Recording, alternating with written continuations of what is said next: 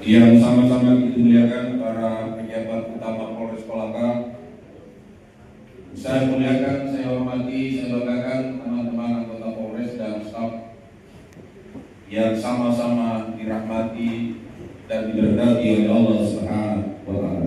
Amin ya rabbal alamin. Alhamdulillahilladzi arsala rasulahu bil huda wa dinil haqq liyudhhirahu 'ala dini kulli wa kafa billahi shahida. Asyhadu an la ilaha illallah wahdahu la syarika lah wa asyhadu anna Muhammadan abduhu wa rasuluh. Allahumma shalli wa sallim ala sayyidina Muhammad wa ala alihi wa sahbihi ajma'in, amma ba'd.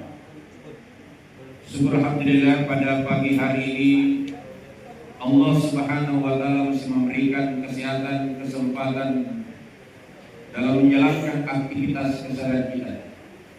Semuanya itu adalah iman dari Allah Subhanahu wa Ta'ala yang senantiasa kita syukuri kepada Allah Subhanahu wa Ta'ala. Begitu juga ada judul kultum yang saya akan sampaikan pada kesempatan ini adalah taubatan nasuha.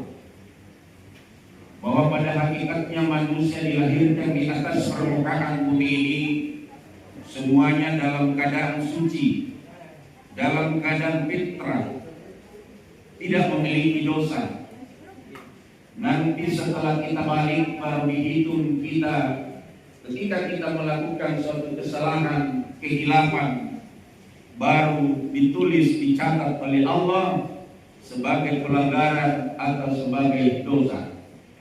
Jadi nanti kita balik ketika kita sudah diwajibkan menjalankan syariat Islam bagi khusus yang beragama Islam, maka disitulah kita wajib melaksanakan perintah, dan disitulah juga ketika kita tinggalkan baru kita mendapatkan suatu dosa.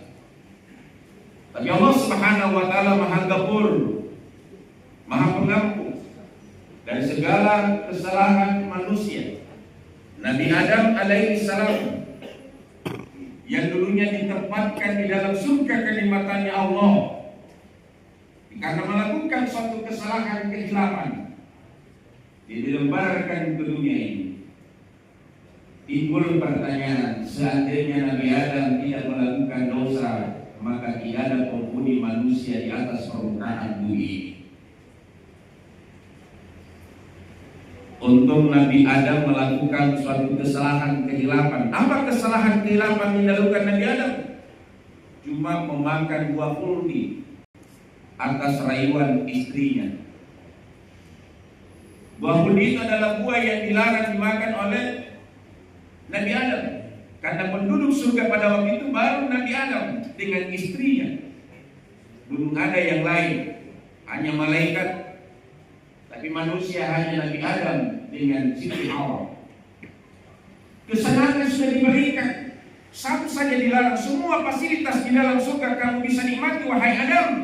Cuma satu, jangan pernah kamu dekati buah kuldi itu.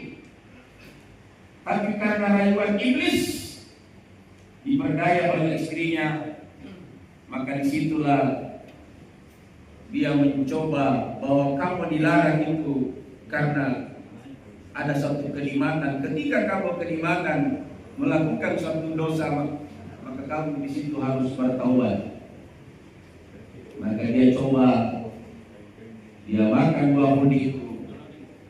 Istrinya sudah sampai di dadanya buah itu, dan Nabi Adam tersangkut baru meninggalkan. Maka peninggalan yang diberikan kepada kita.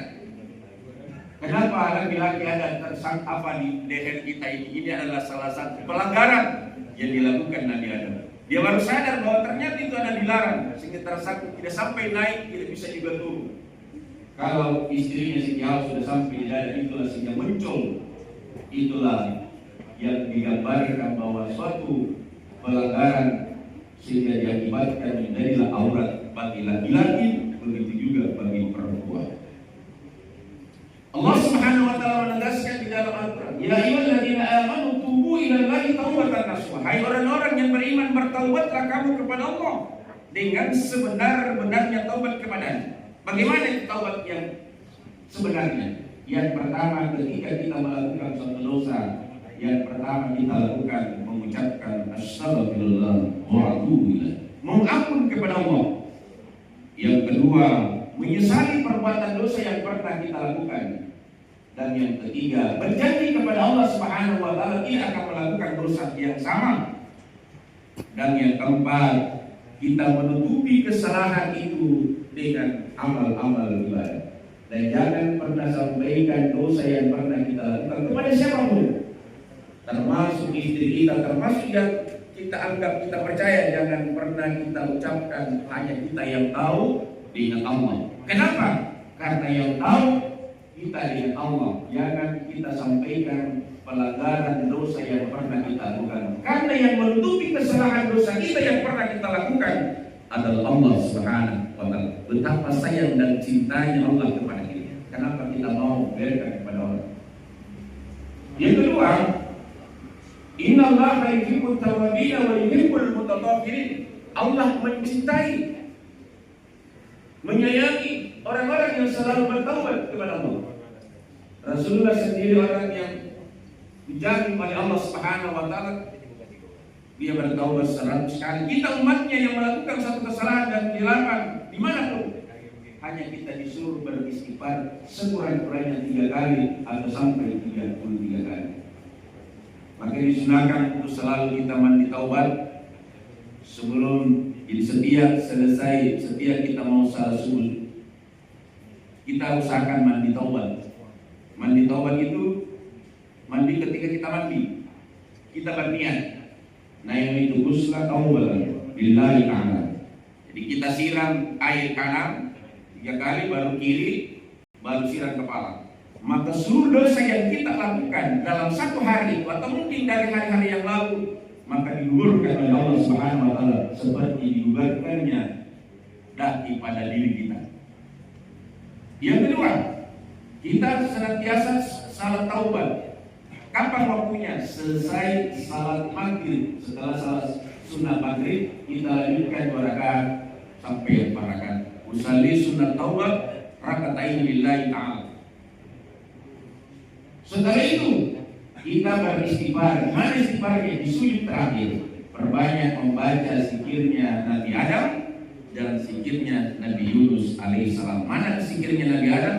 Ketika melakukan satu dosa di dalam surga, dia tersungkur sujud kepada Allah. Dia baca, Rabbana zalamna anfusana wa illam taghfir lana wa tarhamna lanakunanna minal khasirin. Inilah doa pengampunan Nabi Adam sehingga dihapus dosa-dosanya oleh Allah Subhanahu wa taala. Begitu juga Nabi Yunus ketika dia melakukan satu dosa, dia mengucapkan la ilaha illa anta subhanaka inni kuntu minadh dhalimin. Apa makna daripada ini? Siapa yang selalu baca zikirnya Nabi Yunus, dimudahkan urusannya, dihapus dosanya oleh Allah Subhanahu wa taala dan diampuni dosanya oleh Allah Subhanahu wa taala. Semoga kita termasuk orang yang diridhoi, diterima doa kita, dihapus dosa kita oleh Allah Subhanahu wa taala. Amin ya rabbal alamin. Demikian apa yang saya sampaikan, mudah-mudahan ada manfaatnya.